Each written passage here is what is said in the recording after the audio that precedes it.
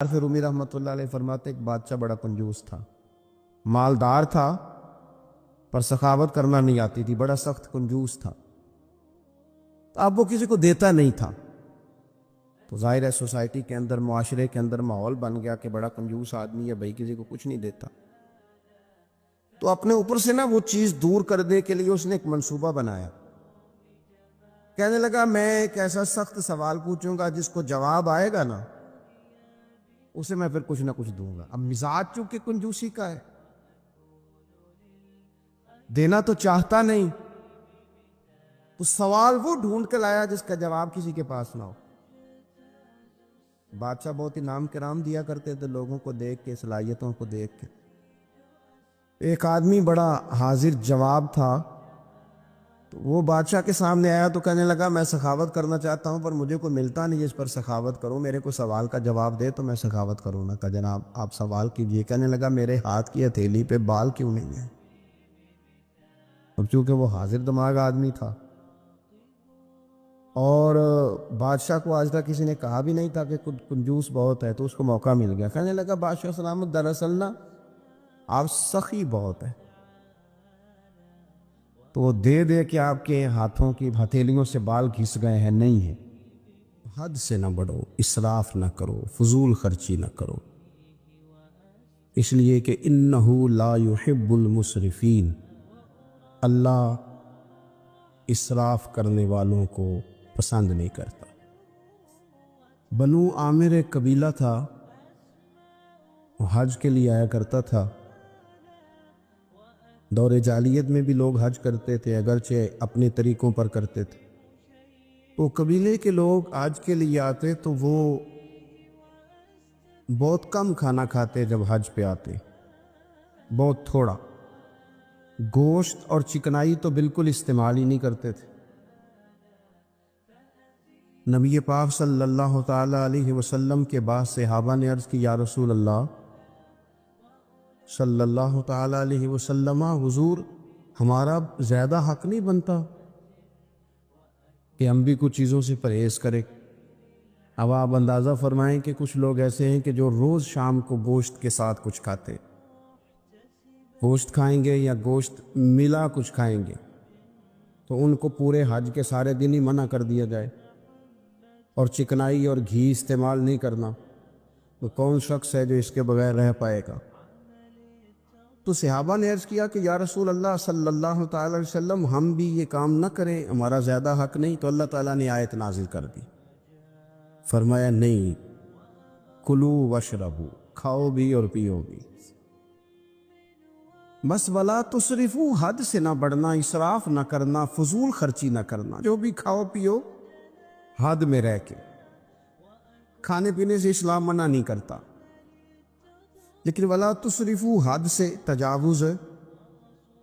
کیا معنی ہے اس کا؟ ایک معنی تو یہ ہے کہ جب تم کھاؤ تو تم حدود میں رہ کے کھاؤ گے، حلال حرام کی تمیز رکھ کے کھاؤ گے، تم مسلمان ہو، تمہارے اوپر کچھ ضروریات ہیں، ایسا نہیں ہو سکتا کہ جو تمہارے سامنے آیا تم کھا جاؤ۔ جو تمہارا ہے تم صرف وہی کھاؤ گے، جو تمہارا نہیں ہے تم اس کے قریب نہیں جاؤ۔ دوسرا معنی یہ ہے ولا تسرفو کا، ہمارے مفسرین نے بیان فرمایا کہ کھانے کے بعد نہیں کھانا، بغیر بھوک کے نہیں کھانا، کثرت سے نہیں کھانا، ہر وقت کھاتے رہنا، ہر وقت کھاتے رہنا، کھانے کو اپنے ذہن پہ سوار کر لینا، رات کو فیصلہ کرنا کہ ناشتے میں یہ کھاؤں گا، اور ناشتہ کرتے ہی دوپہر کے لیے کھانا منگا لینا، پلان کر لینا کہ یہ سبزی منگا لو، اور دوپہر کی ابھی ٹیبل پوری سجی ہوئی ہے اور دانتوں کے اندر وہ شخص صفائی کر رہا ہے اور ساتھ آرڈر دے رہا ہے کہ شام کو میرے لیے فلاں چیز، تو ان کو کھانے پینے تو نہیں نہ آیا مسلمان دنیا میں، کھانے پینے تو نہیں ہے، اور اتنا کھانا کہ اس کو سوار کر لینا۔ امام غزالی رحمۃ اللہ علیہ نے احیاء علوم کے اندر لکھا ہے کہ زیادہ کھانے سے مسائل پیدا ہوتے ہیں، شہوت زیادہ بڑھتی ہے، زیادہ کھانے سے غلط خیالات زیادہ آتے ہیں، اس لیے صحیح حدیث میں موجود ہے، نبی پاک صلی اللہ علیہ وسلم نے جوانوں سے فرمایا تھا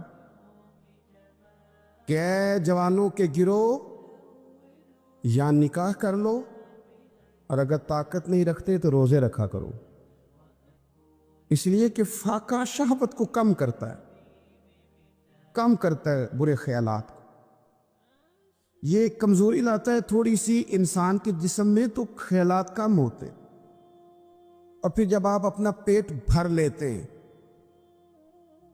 ایک تو آپ سست ہو جاتے ہیں، نیند غلبہ کرتی ہے، غلبہ نیند کا بندے کو غافل کرتا ہے۔ کیسے میں بتاؤں یہ بات، کیسے بتاؤں کہ بہت سارے پکے نمازی بھی فجر نہیں پڑھتے، سوائے اس کے کہ کھا بہت لیا ہے، اور وہ نیند کے غلبے نے صبح اٹھنے نہیں دیا، غفلت پیدا ہوتی ہے، شہوت پیدا ہوتی ہے، اور جب آپ کا ذوق بن جاتا ہے زیادہ کھانے کا، پھر آپ کی ذہن کی مشقت بڑھ جاتی ہے، آپ پھر زیادہ کوشش کرتے ہیں، سکون زندگی میں ختم ہو جاتا ہے، پھر یہ بھی کمانا ہے، وہ بھی کمانا ہے، یہ بھی کرنا ہے، خواہشات بڑھتی ہیں، آپ کا معاملہ آگے کی طرف نکل جاتا ہے۔ کوشش کریں زندگی کے اندر آپ اعتدال کے ساتھ، یعنی اسلام کھانے سے تھوڑی منع کر رہا ہے، کھانے سے منع نہیں کیا جا رہا آپ کو حد سے بڑھنے سے، اعتدال میں رہ کے آپ یہ کام کریں، اعتدال میں رہ کے آپ کچھ چیزوں سے بچیں، معتدل رکھیں اپنے آپ کو۔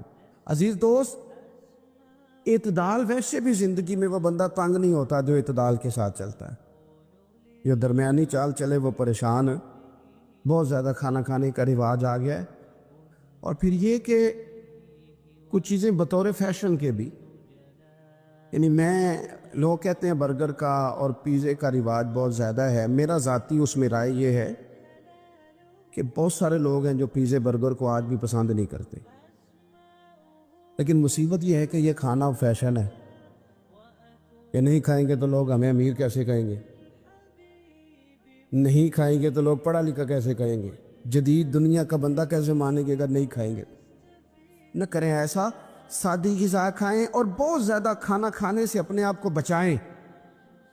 نبی پاک صلی اللہ تعالی علیہ وسلم خزانوں کے مالک ہیں، خزانوں کے، لیکن حضور نے نا فقر اختیار کیا، تھوڑا کھایا۔ یہ حدیث کبھی دل کی تختی پہ لکھ لے تو کام آئے گی، یعنی کون سا ایسا گھر ہے جس میں شام کو روٹی نہ پکے تو قیامت نہ کھڑی ہو؟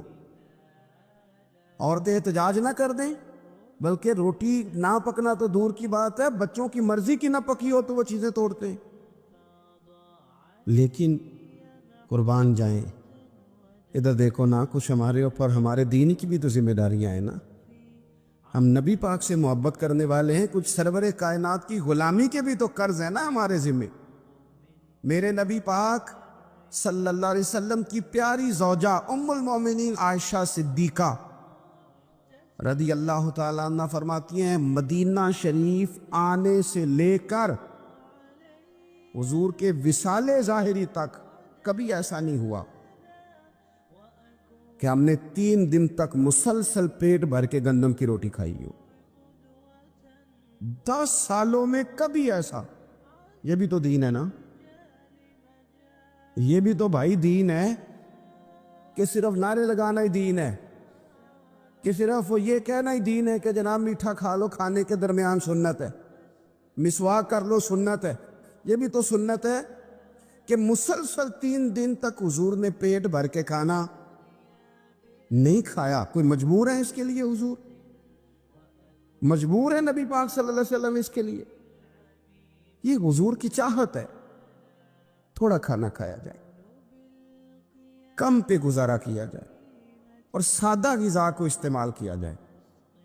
کوئی کام نہیں کر پاتے ہمارے بچے، روٹی کھاتے ہیں مرضی کی، ثقیل غذا کھاتے ہیں جو ہضم مشکل سے ہوتی ہے، اور پھر کھاتے ہی فوراً موبائل لے کے وہ لیٹ جاتے ہیں، تو وجود کے اندر وہ صلاحیت ہی نہیں ہے کہ آگے بڑھ کے کوئی کام کر سکے۔ میرے نبی پاک علیہ السلام نے فرمایا کہ ہر چیز کی زکوٰۃ ہوتی ہے، ابن ماجہ میں یہ حدیث آپ کو ملے گی، ہر چیز کی زکوٰۃ ہوتی ہے۔ زکوٰۃ کا معنی پاک کرنے والی چیز. جب آپ زکوٰۃ دیتے ہیں تو زکوٰۃ آپ کے مال کو پاک کر دیتی ہے. فرمایا ہر چیز کی کوئی زکوٰۃ ہوتی ہے, اور فرمایا یہ جو تمہارا جسم ہے نا, اس کی زکوٰۃ روزہ ہے. روزہ اس کی زکوٰۃ ہے. گویا جب تم روزہ رکھتے ہو, حدیث ہمیں بتاتی ہے کہ پھر ہم اپنے آپ کو پاک کر لیتے ہیں. یہ بھوک وجود کو پاک کرتی ہے. آپ کے ذہن کو, یہ جس بندے میں بڑی صلاحیت ہے نا کام کرنے کی, وہ روٹی بہت زیادہ کھاتا ہے تو پردہ پڑ جاتا ہے, کر ہی نہیں پاتے کچھ. اور کھانے کے معاملے میں دیکھتا ہوں کہ شدت, میرا خیال ہے کہ شادی کے ولیمے میں جو گوشت پکتا ہے اس کے علاوہ بھی تو گوشت ہمیں ملتا ہی ہے نا. لیکن بعض لوگوں کو دیکھا جاتا ہے کہ وہ اتنا سالن ڈال لیتے ہیں کہ شاید ان کا خیال ہوتا ہے کہ آخری روٹی ہے, راج کے کھا لے, اس کے بعد شاید چھٹی ہے تیری. یہ آپ کیا کر رہے ہیں؟ اتنا کھا سکتے ہیں آپ؟ اتنا آپ نے ڈال لیا ہے. اور پھر سنجیدہ قسم کے لوگ ہیں, سیانے لوگ, تو وہ کھانے پہ اس طرح مطلب اٹھ کے بھاگنا. بھئی جو چیز نصیب میں ہوتی ہے وہ تو چل کے بھی آ جاتی ہے, وہ تو اسباب اللہ بنا دیتا ہے. لیکن اپنی طبیعت کا ماحول یہ بنا لینا کہ کھانا ہی کھانا ہے, اور کھانے کے معاملے میں شکایتیں کرنا کہ مجھے جناب دیکھو فلاں آدمی کے میں گھر گیا تھا تو بوٹیاں کس طرح کی دے گیا. کئی دفعہ تھوڑی سی نا بات سن کے تو بندے کا قد دیکھ کے شرم آتی ہے کہ کتنا تو بڑا آدمی ہے اور تو نے کتنی چھوٹی بات کر دی ہے, تو کیا عجیب بات کر رہا ہے. تو نبی پاک صلی اللہ تعالی علیہ وسلم اعتدال کے ساتھ کھانا کھاتے, فقر کو پسند کرتے. میرے نبی کریم صلی اللہ تعالی علیہ وسلم نے کم کھانا کھانا مومن کی علامت قرار دیا. حضور صلی اللہ تعالی علیہ وسلم فرماتے مومن ایک آنت سے کھاتا ہے, ایک آنت سے مومن کھاتا ہے, اور کافر اور منافق 7 آنتوں سے کھاتا ہے. 6 گنا زیادہ روٹی کھاتا ہے کافر اور منافق, مومن سے 7 آنتوں کے ساتھ کھاتا ہے. ہمارے ہاں تو اللہ کے فضل سے نا اب کھانا کھانے کی اور کھانا کھلانے کی دوڑ لگی ہوئی ہے. یعنی عجیب فلسفہ ہے لوگوں کا کہ 4-5 نوجوان ہیں تو کہتے ہیں آج دعوت تیری طرف ہے اور کل دعوت میری طرف, اور پرسوں اس کی جانب ہے اور ترسوں اس کی جانب ہے. اور لوگ اس قدر زیادہ یہ دعوت کا شوق رکھتے ہیں, اتنا زیادہ. مثلا میرے ساتھ لوگ بڑا پیار کرتے ہیں لیکن صرف دعوت دیتے ہیں کھانے کی. تو میں کہتا ہوں آپ دعوت دینے کی بجائے ہماری دعوت قبول کیوں نہیں کرتے؟ ہم آپ کو دین کی دعوت دے رہے ہیں, وہ والی قبول کریں نا. روٹی کھا لیں جی, آ گئے کھانا کھا لیں. تو میں کہتا ہوں اور بھی کم ہے زمانے میں لنگر کے سوا, روٹی کے علاوہ بھی بڑے کام ہیں جو کرنے والے ہیں. تو آپ اعتدال کے ساتھ کھانا کھائیں, ضرور کھائیں. جو نعمتیں آپ کے پاس ہیں ان سے آپ لطف ضرور حاصل کریں, لیکن اعتدال کے ساتھ. اور پھر آپ کو پتہ ہے جب آپ بے تحاشا کھانا کھاتے ہیں نا, اس کا نقصان یہ ہوتا ہے کہ پھر انسان, میں نے دیکھا ہے جب بندے مالدار ہو جاتے ہیں نا یا سہولیات ان کو مل جاتی ہیں تو انہیں غریبوں کا دکھ ختم ہو جاتا ہے. اکثر امیر آدمی کے دوست بھی امیر ہوتے ہیں, پھر وہ کہتے ہیں کہاں غربت ہے پیر صاحب؟ کس نے کہا آپ کو, کس نے کہا آپ کو کہ لوگوں کو کپڑا نہیں ملتا, سارے لوگ ٹھیک ہیں. کیوں بلا؟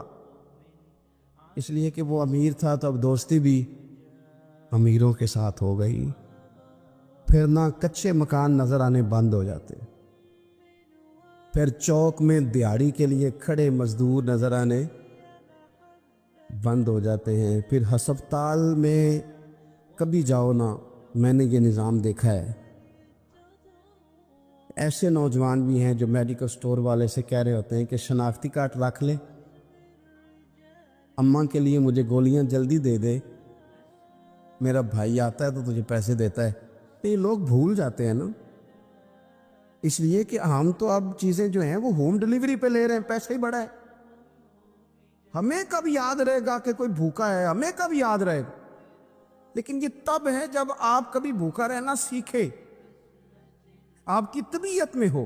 میرے رسول پاک علیہ السلام نے فقر اختیار کیا تاکہ پتہ چلے غریب کی بھوک کی تکلیف کیا. دیکھو اگر تمہارے ماں باپ تم پر ظلم بھی کریں تو تم نے پھر بھی نیکی کرنی ہے. تمہارے رویے سے خیر ہی پھوٹنی چاہیے، تمہارے لب و لہجے سے ان کے لیے ہمیشہ خوبصورت رائے کا اظہار ہی ہونا چاہیے، تمہارے بازو ان کے لیے ہمیشہ کھلے رہنے چاہیے، اور تمہیں ان کے معاملے میں ہمیشہ اپنے رب کو جواب دینے کا تصور قائم رکھنا چاہیے، تمہارے اندر کہیں کمزوری نہ آئے۔ میں بڑی دیر سے اپنے دوستوں کی توجہ اس بات کی طرف مبذول کرا رہا ہوں کہ انسان کے ساتھ ہی ساری چیزیں رہتی ہیں، بیماریاں بھی، پریشانیاں بھی، کاروبار کا اتار چڑھاؤ بھی، انسان کے ساتھ دوستوں کی کبھی وفاداری، کبھی بے وفائی، کبھی بچوں کے مسائل، کبھی دیگر رشتہ داروں کے مسائل۔ اسے حکم یہ دیا گیا ہے، اسے سمجھایا یہ گیا ہے کہ وہ کسی ایک چیز میں الجھ کر باقی چیزوں کو بھولنا نہ شروع کر دے، کسی ایک پریشانی، ایک آزمائش کی وجہ سے اپنی زندگی کے سارے معاملات کو داؤ پہ لگانا نہ شروع کر دے، بلکہ وہ اپنے دل کو، اپنے سینے کو، اپنی طبیعت کو کشادہ رکھے۔ یہی معاملہ ماں باپ کے تعلق سے ہوتا ہے۔ ہم نہ ذرا دیگر کاموں میں بعض اوقات اس طرح کو الجھتے ہیں کہ اپنی اس اہم ذمہ داری سے ہم نظریں ہٹا لیتے ہیں۔ میرے نبی اکرم صلی اللہ تعالی علیہ وسلم سے ایک شخص نے یہ عرض کیا تھا کہ یا رسول اللہ صلی اللہ تعالی علیہ وسلم، میں نے نہ تیز دھوپ میں جلتی اور تپتی ہوئی زمین پر کئی میل کا سفر اپنی ماں کو اٹھا کے اس طرح کیا ہے کہ میرے پیروں میں جوتے نہیں تھے۔ اس پوری بات کو پھر سے آپ سمجھے بھلا میں نے کیا کہا۔ یعنی گرم زمین پر گرمیوں میں چلنا ایک انتہائی مشکل کام ہے، اور پھر گرمی اگر عرب شریف کی ہو اور صحرائی علاقہ ہو، اور پھر آپ نے ایک شخص کو بھی کندھوں پر اٹھایا ہوا ہو۔ یا رسول اللہ صلی اللہ تعالی علیہ وسلم، گرم موسم میں گرم ریت پر ننگے پاؤں ماں کو اٹھا کر میں نے میلوں کا سفر کیا ہے۔ خدا را میری بات کو تقریر نہ سمجھنا، یہ ایک غلام نے اپنے نبی سے سوال کیا ہے۔ اس سوال کی لذت کو محسوس کریں اور پھر جواب کا حسن ملاحظہ کریں۔ عرض کی حضور، پڑھا میں نے سنا ہے کہ ماں باپ کی خدمت کا حق ادا کرنا چاہیے، تو وہ میں کوئی حق ادا کر سکا ہوں، کوئی خدمت کر سکا ہوں؟ اس نے کہا میں نے میلوں ننگے پاؤں تپتی زمین پر صحرا میں سفر کیا ہے۔ تو محبوب کریم نے بھی اسے سبق یاد کرایا۔ اس نے اپنی طرف سے خدمت بتائی تھی تو حضور نے ماں کی شفقت بتائی۔ فرمایا جب تو پیدا ہوا تھا تو تیری ماں کو درد کے جھٹکے آئے تھے، وہ جو جھٹکے آئے تھے نا، ان جھٹکوں میں سے اب ایک جھٹکے کا بھی تو حق ادا نہیں کر سکا۔ وہ جو درد کے جھٹکے تھے، وہ جو تکلیف تھی، کتنی مائیں دوران زچ کی دنیا سے چلی جاتی ہیں۔ وہ بیٹا پیدا کر گئی، خود رخصت ہو گئی، وہ جان پر کھیل گئی، لیکن اسے زندگی دنیا میں چھوڑ گئی۔ لیکن کیا کبھی ایسا ہوا ہے کہ کسی ماں نے کہیں کھڑے ہو کے کہا ہو کہ اوہو میں نے بڑا کام کیا ہے، میں نے بڑی خدمت کی ہے، میں نے یہ کیا ہے، میں نے یہ اعزاز دیا ہے؟ لیکن بچے تھوڑا سا کر کے نا، آپ نے ناراض نہیں ہونا، میں نے اپنے کانوں سے یہ باتیں سنی ہیں کہ جی الحمدللہ میں نے ابا جی کو حج کرایا ہے، شکر ہے اللہ کا جی، ابا جی میرے پاس ہی تھے جی، باقی بھائیوں کے پاس نہیں تھے۔ تو ابا جی کس کے تھے؟ پڑوسی نے حج کرانا تھا، آپ کے پاس تھے نا، تو آپ کے والد ہی تھے نا۔ آپ نے یہ 20 مرتبہ بتایا ہے کہ والد کی میں خدمت کرتا ہوں، میرے پاس رہتا، یہ بھی بتاؤ کہ ابا نے مجھے حصہ کتنا دیا ہے۔ ساتھ یہ بھی بیان کرو کہ صرف ابا ہی میرے پاس نہیں رہتا، میں نے بھی ساری زندگی باپ کے پاس ہی گزاری ہے۔ اس نے بھی کبھی کہا تھا چاروں میرے پاس ہوتے ہیں، پانچوں میں نے رکھے ہوئے ہیں۔ کیا مذاق ہے، کتنی چھوٹی سوچ ہے۔ اپنے والدین کے ساتھ بڑا رویہ عمدہ کیا جائے، کبھی نہ الجھنا۔ خبردار، ایک مقام پر ماں باپ کی نافرمانی کی جا سکتی ہے، وہ کب؟ جب وہ آپ کو دین کے مخالف چلنے کا کہیں، جب رب و رسول کی مخالفت کا معاذ اللہ کہیں، اور مسلمان والدین یہ کبھی کہہ سکتے نہیں۔ باقی ہر کام میں ان کی فرما برداری ہے، ان کی خدمت ہے، ہر جائز کام میں ان کی بات کو تسلیم کرنا ہے۔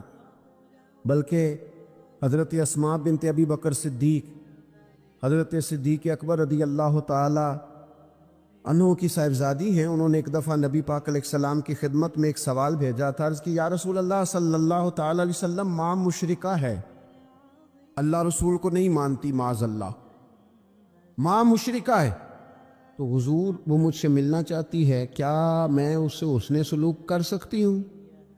نبی کریم نے فرمایا تیری تو ماں ہے نا، چل تو اچھا سلوک ہی کر، تو اپنا رویہ اس کے ساتھ ٹھیک رکھ، کیونکہ تیری والدہ ہے۔ میں آج حقوق والدین پر تقریر نہیں کرنے جا رہا، بس ایسے ہی مجھے خیال آیا، میں ایک دوست نے ایک سوال پوچھا ہے، مجھے اچھا لگا ان کا بات پوچھنا۔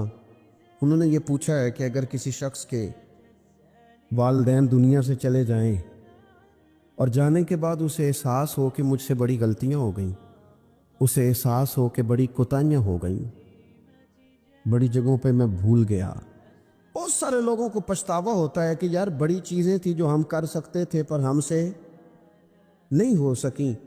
انہوں نے پوچھا جی کوئی اب بھی کوئی اس کا حل ہے؟ تو میں نے کہا ہے نا، ہم رسول رحمت کے ماننے والے ہیں صلی اللہ تعالی علیہ وسلم۔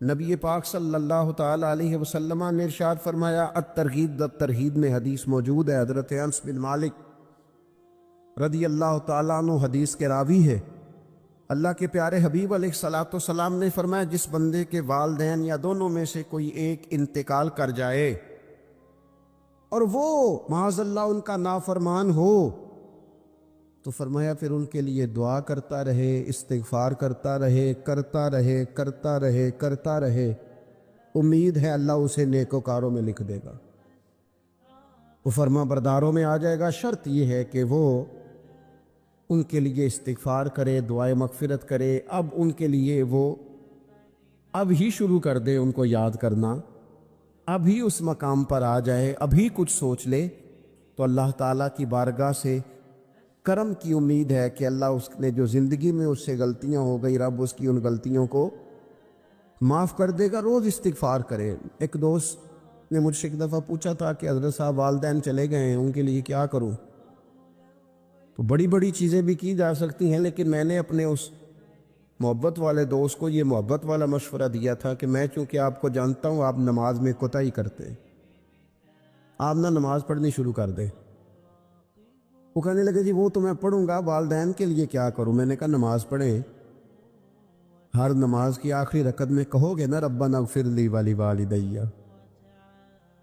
کہو گے نا ہر نماز میں، تو کتنا بڑا اجر ملے گا آپ کے والدین کو۔ اور پھر وہ سارا اسلوب کہ پہلے آپ نے قیام کیا، پھر آپ نے رکوع کیا، پھر آپ نے سجدہ کیا، پھر آپ اتحیات میں بیٹھے، پہلے آپ نے اللہ کی بارگاہ کے اندر اس کی عبادت کرنے کا دھم بھرا، پھر اس کی وحدانیت کی شہادت دی، پھر اس کے محبوب پر درود پڑھا، اتنے سارے کام کر کے اب آپ نے آخر میں کہا ربنا اغفر لی والدیہ، یا اللہ مجھے بخش دے اور میرے والدین کو بخش دے۔ تو بتائیے اللہ کتنا کرم فرمائے گا۔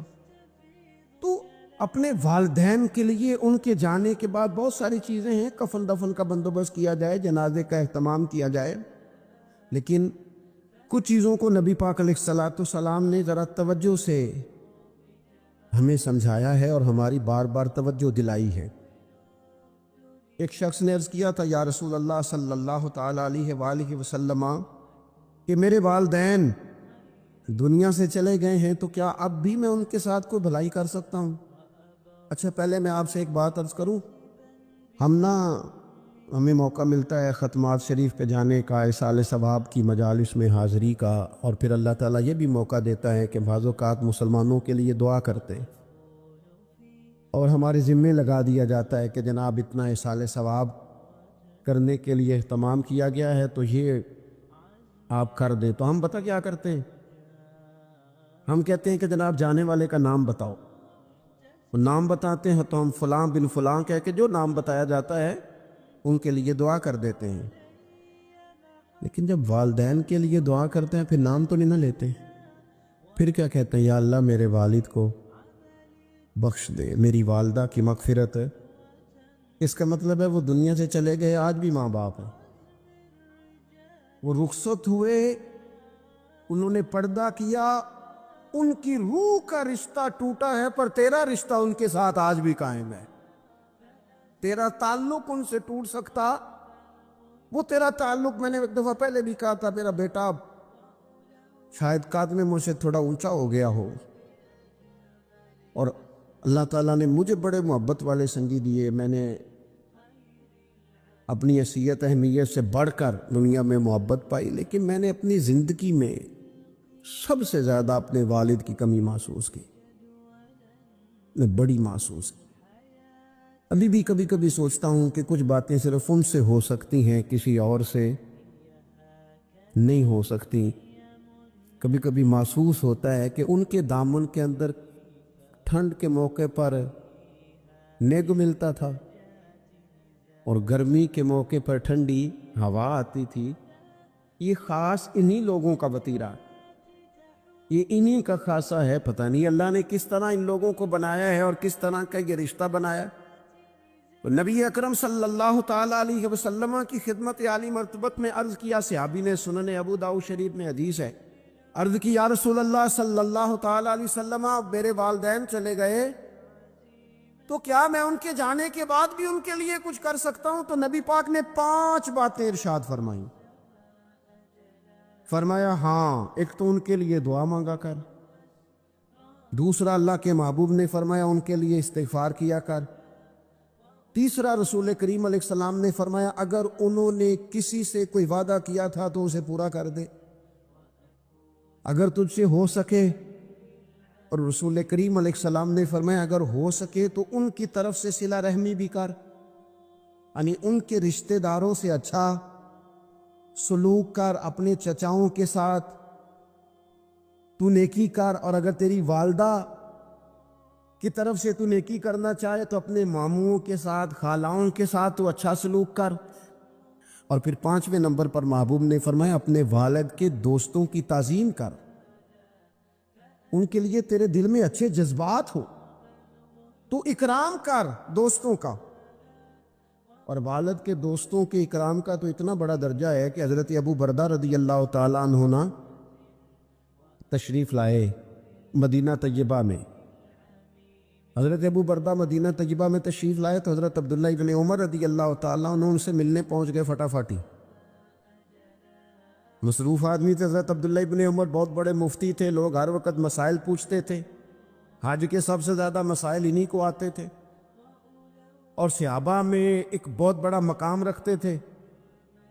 حضرت عبداللہ ابن عمر فوراً حضرت ابو بردہ رضی اللہ تعالیٰ عنہ سے ملاقات کے لیے پہنچے، اور پہنچتے ہی فرمانے لگے آپ کو پتہ ہے میں آپ سے کیوں ملنے آیا ہوں؟ حضرت ابو بردہ کہنے لگے میں تو خود بڑا حیران ہوں کہ آپ ایک مصروف آدمی اور آپ ٹائم نکال کر کے میرے پاس تشریف لائے۔ فرمانے لگے اس لیے آیا ہوں کہ میرے والد آپ کے والد کے دوست تھے، حضرت فاروق اعظم کے دوست تھے آپ کے والد، اور یہ صحیح ابن حبان میں یہ لفظ موجود ہیں۔ حضرت سیدنا عبداللہ ابن عمر رضی اللہ تعالیٰ عنہ فرمانے لگے نبی پاک علیہ السلام نے فرمایا ہے کہ جو اپنے والد کی قبر میں ان سے اچھا سلوک کرنا چاہے وہ والد کے دوستوں کے ساتھ اچھا سلوک کرے، وہ اس رویے کو، اس محبت کو قائم کرے، اس چیز پر خاص اہتمام کرے، خاص ذوق دے۔ ہمارے ہاں نا جی ہم جلدی سے مصروف ہو جاتے ہیں اور اپنے دوستوں کو زیادہ ٹائم دیتے ہیں، اپنا آنا جانا، اپنا اٹھنا بیٹھنا، اپنے شب و روز، ان میں ہم زیادہ وقت گزارتے ہیں۔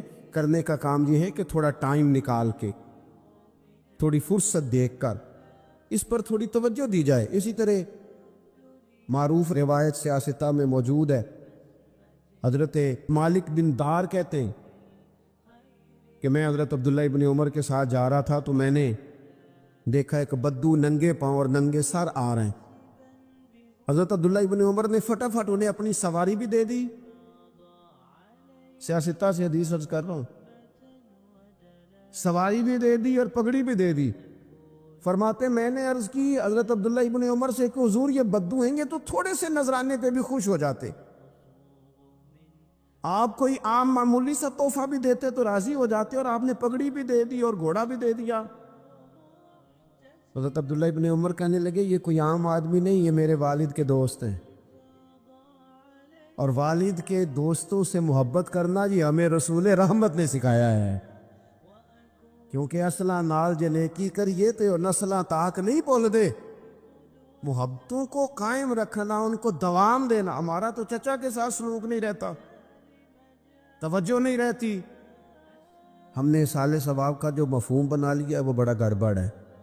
اگر تو کسی کے پاس بہت زیادہ پیسے ہوتے ہیں تو وہ اصالِ ثواب کی محفل ویسے ہی ایک سیاسی اجتماع بن جاتی ہے، اور جو عام لوگ ہیں ان کا زور کہیں نہیں چلتا، تو چلو مسجد میں تو چلتا ہی ہے نا۔